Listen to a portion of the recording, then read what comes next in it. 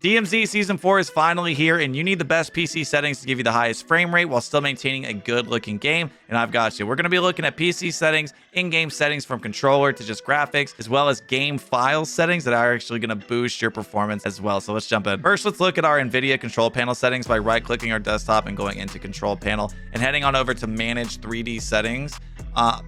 There's a lot of different profiles that people will recommend, and I'm not saying that they don't work, but for my machine specifically, an i9 and a 2080, I tend to go on the cautious side as I'm trying to really just squeak out max performance while still maintaining a good quality game. We're going to scroll all the way down to texture filter quality. Previously, for a multiplayer video, I had recommended to do quality here because my computer at the time didn't have much of a problem running that, but ever since I've switched to BR and DMZ specifically, I have switched this over to high performance. So this should be a quality if it's just standard. Switch that over to high performance, and then we're going to go all the way up to power management mode. I prefer max performance on here, as well as where it'll say optimal power. So personally, I like to squeak out the max performance there. There's a couple of different things, like I said, that other people will recommend. I tend to err on the side of caution here and just go with these two.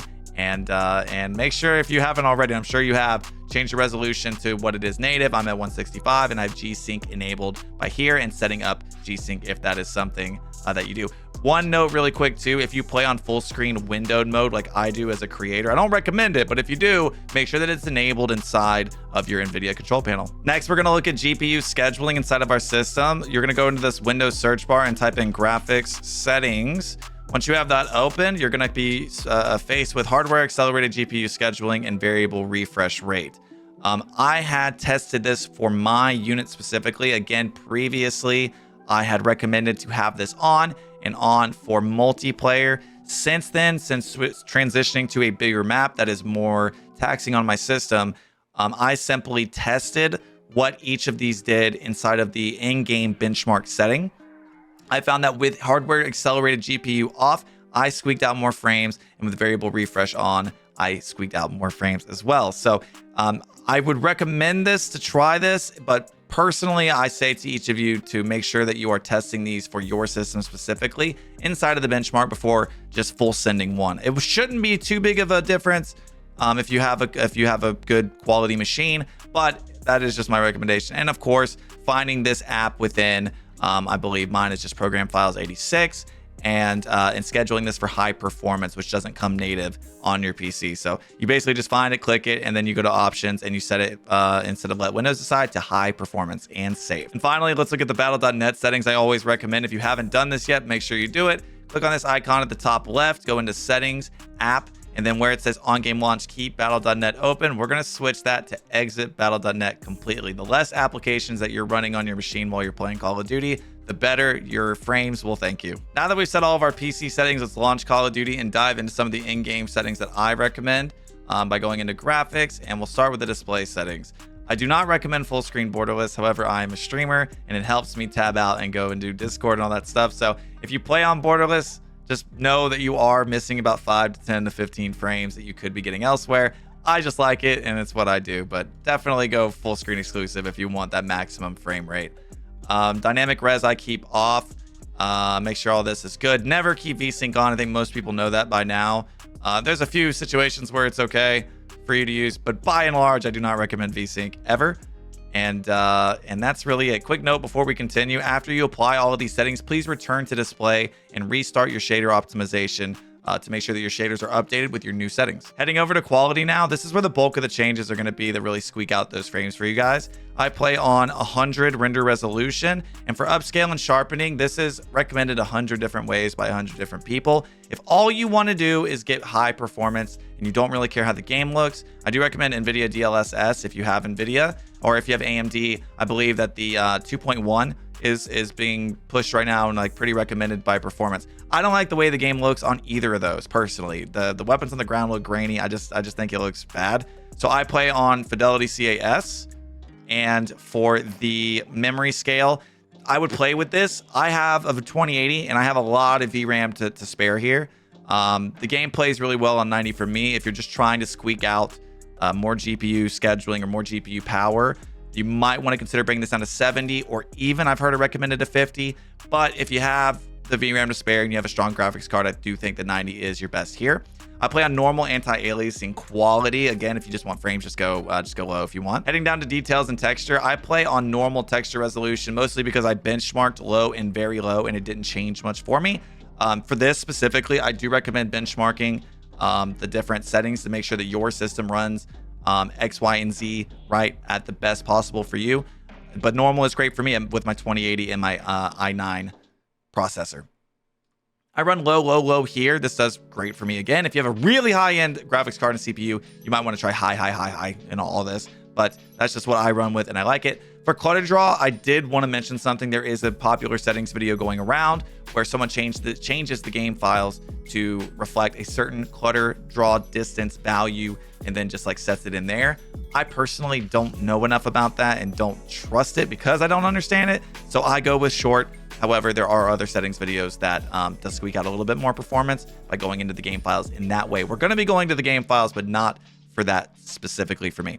Particle quality, I'm setting to low, very low particle quality light. Bullet impacts is on. Again, everyone is reporting that this doesn't do much to your system at all. Persistent damage layers I have off. Shader quality low, tessellation off, on-demand texture streaming off. All that's going to really help. If you have any of that stuff on, you're going to save some frames on each specific value. Streaming quality on low, volumetric low, deferred physics, we're just going to turn this off completely. We don't need it. Water quality, I have the default. Now for DMZ, if you do want to see a little bit more detail and just have a really good looking game in water, I recommend water caustics. But me, I don't really need that. I just go with default. Saves a little bit of performance. Shadow map resolution. Pretty much anytime a game wants you to look at shadows, I say don't do it. So I go with very low. That helps me. Screen space shadows completely off.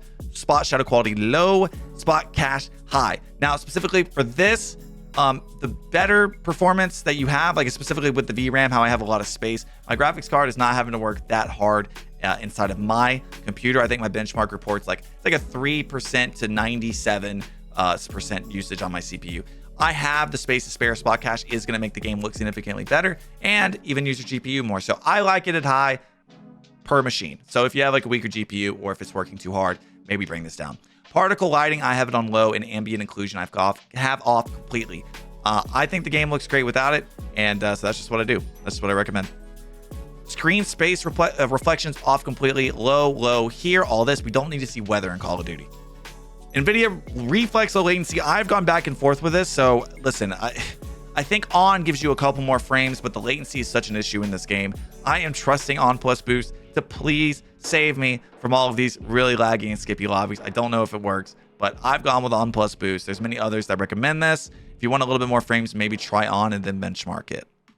Depth of field off, and 0. This is mostly just personal preference, but if you're playing with motion blur on and this on as well, the game to me just looks obstructed a little bit. So this is going to save you on visuals personally, but you don't have to do what I say to do. Onto the view tab, we're going to take a look at just, again, a lot of these are personal preference. I play on 110. There's no reason I do that. I just do.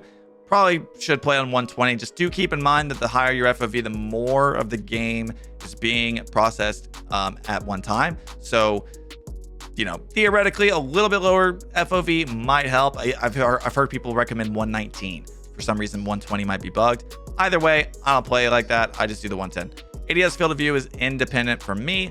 Weapon field of view is narrow. This has proven to really help in multiplayer. I think it still helps in DMZ and Warzone as well. Third person, I have an 80. I don't remember why. Vehicle field of view is default. Why would I change that? 50-50. Third person ADS is fine. Game perspective, all pretty standard. At the top of the video, I discussed we're going to be going over controller settings. So I thought we'd just jump into those just to show you what I play on and see if that helps you guys at all. So all of this, I've just kept the default, really nothing here to talk about. I play on 6.6. Some of you guys think that that's low sensitivity. I like it. It helps me shoot straight, and I need all the help that I can get. Sensitivity multiplier, I used to use these in Warzone 1. I've gone away from that, and in Warzone 2, everything per the zoom is just going to be at that 6.6 value. Vertical aim axis as well, just all standard for me. Don't really change anything there. ADS behavior is hold. I mean, all this is pretty standard, right? Is there anything? I mean, if you haven't changed your armor plate behavior to apply all yet, please change this so you don't have to keep pressing triangle. It's very annoying and highly recommend. Onto the advanced settings. Let's take a look at this. I have, of course, aim assist on. If you want to be a good player at all, please use aim assist. For those of you who don't use aim assist, get help. Aim assist type default. Now, some people have recommended the Black Ops. I think that the default works just fine. This game's aim assist is pretty strong. Third person ADS correction type, just assist, pretty easy there. Change this to dynamic if you haven't already. This is going to help you be very sticky. ADS sense multiplier, nothing here, nothing here. I think pretty much all of this is standard. Custom sensitivity per zoom, I have changed this down to 0.9 to reflect those following zooms that you see on screen. Again, lower sensitivity helps you shoot straight, and I need all the help I can get. And put dead zone. I had one of my controllers start to kind of sway a little bit, the right stick specifically. So I've raised that dead zone to 0.15, otherwise 0.12. So I just plugged in a new controller. I'm gonna bring this down to 0.12. And basically what you want to do is just, if you want, set it to 0, both values, and see if your sticks are moving by themselves. If they are, whatever stick is moving, adjust it up until it stops. And your job is to get this to the lowest required dead zone as humanly possible. Okay. Left stick max, I have a 99 as well as the right stick. Make sure these are set to 0 so that it's the earliest possible that you press the trigger. The controller sends the command to the computer to do the function that you most of the time ADS and shoot, right? So having these at 0 helps. It'll be a little bit faster in that way. Looking at the gyro aiming, I don't even know why I opened that because I don't use that. This is crazy. Who uses this? Movement behavior. I do not use that. Single tap run is good. Do that. Anything else really? Sprinting door bash. I like that. It looks cool. It feels like I'm like in the army or something. Weapon mount exit. Make sure that that's short if that's not already a preset thing. With the controller settings out of the way, there was a few more settings I just wanted to go through really quickly. Audio. This doesn't take very long. I found that home theater sounds really good with the bass. So try home theater if you haven't already and tell me what you think. Otherwise, you don't really need music, right? So, I mean, if anything that just gives you a disadvantage, I try to keep off. And otherwise, very, very, very standard. I don't think I do anything fancy here. Make sure you have Juggernaut music on. It sounds cool. Lastly, interface. There's a few things I wanted to show you here. Let's take a look. Gameplay tips. Make sure this is off. Tool tips. Make sure this is off. Introduction movie. Skip introduction movie. I don't have this on because I want to see the season 4 trailer tomorrow. Once I see it once, I'm going to turn this on, and then I don't have to watch it ever again. So that's kind of what you want to do to just get you back into the game as fast as possible when you inevitably daily dev error. Okay. Outside of that, that's all the same. Let me just make sure everything is good here. Yep. Everything is good. Let's take a look at some unique options that you can do in the game files. Our last settings are pretty unique as they've never been in any one of my settings videos prior. I can't take any credit for this. This has just been information that's been circulating through the Call of Duty community. I think I first saw them through IQ settings video, and ever since, it seems like everybody I talk to uses these. So I would be remiss if I didn't include these, but I take no credit for having any knowledge through or about this. So let's head on into our Windows Explorer folder. We're going to select in the C drive, you'll see the documents tab. We're going to click Call of Duty, players, and then options.3.cod22. When you open this, you're going to want to open this with Notepad. Notepad is already set to my default, I believe. So when I open it, you're going to see the following values. With our document open, we can basically just scroll all the way down and look for something called async, or just Control F async to find it. This is going to say enables the async compute for specific cases. This was explained to me as the CPU and the GPU's ability to communicate, handle, and process the game. This comes out of the box where it says false. It's going to say true for you if you have not done any of these revisions. It has been tried, true, and tested by many, many people, myself included, that changing this from true to false lets your system and your individual components process the game at a better and higher rate. What you can do for all of this, of course, is to change one thing, save, and then go and benchmark it. If you're ever worried that this isn't going to be helpful and it'll actually be hurtful for you, just save it and go benchmark it and test it for yourself. Our next change is very local to the async that we just saw. It's right above it for me. It might be a little bit up and down for you, but it says thread count for handling the job queue. This is going to be a 7 on standard. This means it's using 7 physical cores inside of my CPU to render the game. And if you're anything like me, you're wondering, why is it 7 when I have an 8-core physical processor?